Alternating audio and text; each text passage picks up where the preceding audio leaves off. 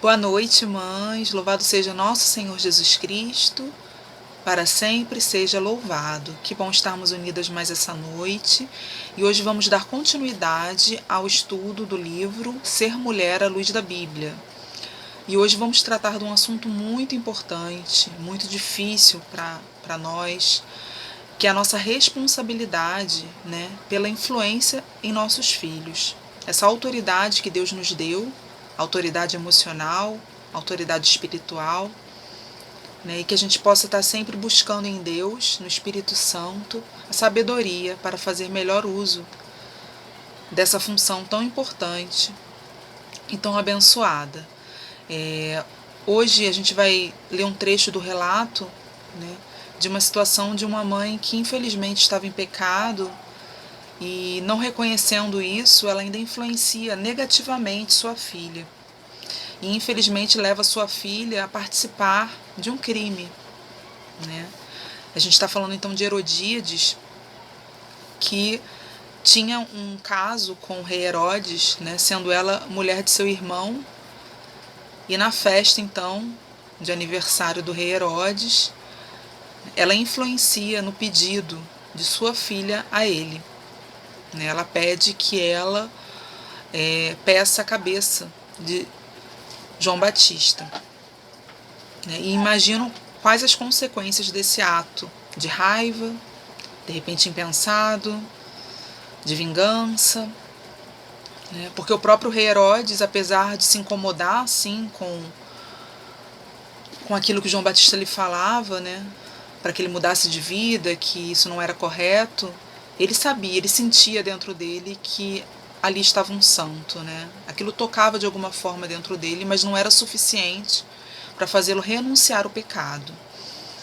Mas diferente dele, Herodíades tomou isso como algo muito forte dentro dela, né?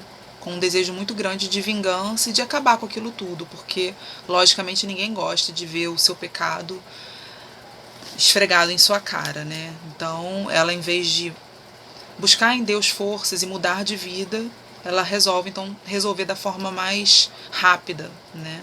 Porém a mais errada, e se afastar ainda mais de Deus. Então aqui eu vou ler só um trecho da palavra, Marcos 6, de 17 a 28, é a palavra desse relato. Tá? Eu vou pegar aqui um trecho. No início, aqui em Marcos 6, 17, a gente tem: pois o próprio Herodes mandara prender João e acorrentá-lo no cárcere, por causa de Herodíades, mulher de seu irmão Filipe, com a qual ele se tinha casado. João tinha dito a Herodes: não te é permitido ter a mulher de teu irmão. Por isso Herodíades o odiava e queria matá-lo, não conseguindo, porém. Pois Herodes respeitava João, sabendo que era um homem justo e santo. Protegia-o, e quando o ouvia, sentia-se embaraçado, mas mesmo assim, de boa mente, o ouvia. E aí mais adiante a gente vai ver que chega o dia, então, que Herodíades consegue colocar o seu plano em ação, né, que é justamente no aniversário de Herodes.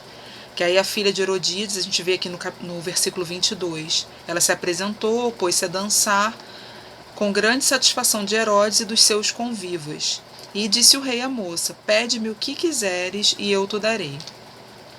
E ela, ao invés de pedir ali, o que ela fez? Ela foi pedir o conselho à mãe. E quando ela pergunta, lá no versículo 24, que hei de pedir?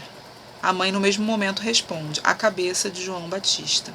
E assim é feito, né? De forma muito cruel, né? Ele é decapitado e é trazido numa bandeja à sua cabeça. E imagina a partir daí o que não aconteceu, né? Imagina essas lembranças, imagina essa culpa, né, nessa filha, né? Então, dando sequência à nossa meditação em cima dessa palavra, né, a gente sabe que Deus nos deu essa autoridade de mães, né? E não é fácil, porque nós somos imperfeitas, né? É muito comum a criança, quando muito pequenina, né, nos ver como super-heroínas, né? Como pessoas perfeitas. E com o caminhar a gente vai vendo que não é bem assim. A gente vai cometer muitas vezes alguns erros, muitos acertos, assim, Deus espera, né? E muitas vezes por até uma super proteção, a gente vai cometer algumas falhas. E aqui nesse livro, né, inspirado por Deus, vem alguns caminhos aí para que a gente possa estar repensando. Então vamos lá, eu vou usar alguns trechos do livro, tá, que eu acho importante da gente poder estar pensando sobre eles. Então, a autoridade emocional bem trabalhada gera crianças seguras e amadas. No extremo oposto, crianças que não têm laços afetivos bem trabalhados tendem a desenvolver comportamentos destrutivos e infratores, na tentativa de reorganizar o caos interior. Talvez vocês conheçam pessoas que tiveram esse tipo de relação difícil com suas mães. Eu conheço uma pessoa e a gente observa muitas vezes atitudes duras, né, insensíveis nessa pessoa, e muitas vezes me faz refletir, né? Ela não se sente amada pela mãe, ela se sente rejeitada, a questão da comparação com o irmão, né?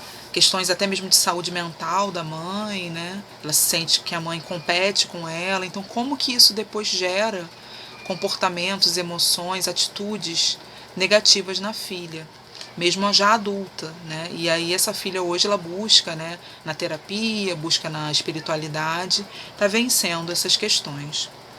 Mais adiante fala, a mãe é responsável pela autoimagem positiva. Junto com o cuidado físico, ocorre a transmissão de hábitos, valores e formas de ver o mundo, incluindo conceitos e preconceitos. Então, temos que vigiar muito, mães, em relação ao que a gente fala.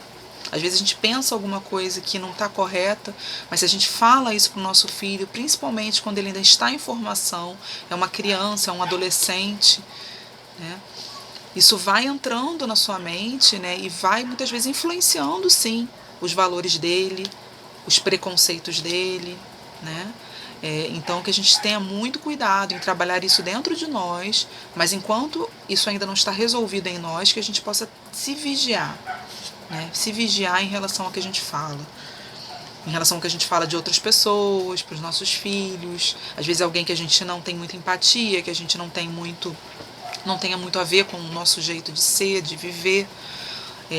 Não ficar difamando, julgando, falando sobre isso para os nossos filhos, porque isso já vai criar toda uma imagem negativa para eles, e a história deles é deles, a nossa história é nossa. A gente não pode achar que ele tem que viver a nossa história, a nossa relação com as pessoas e com a vida.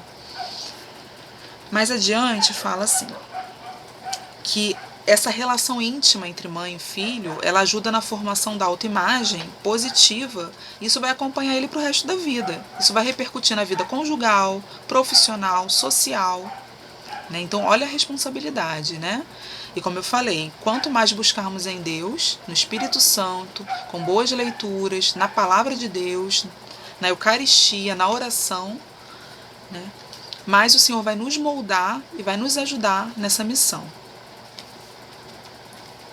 O que acontece muito, quando não tem essa relação, é comum os nossos filhos terem uma autoestima muito baixa. Então eles vão se depreciar, vão achar que não são capazes, ou ao contrário, eles vão criar uma proteção, né, uma máscara, né, querendo muitas vezes chamar a atenção.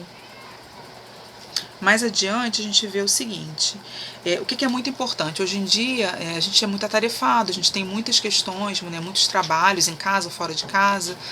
Então, buscar momentos, sim, para poder acompanhá-los na educação da escola, nas suas leituras, nas suas atividades, lembrar de elogiá-los, né? Não só de criticá-los, não só de corrigi-los, buscar esse equilíbrio entre a correção e a demonstração do amor e da fé.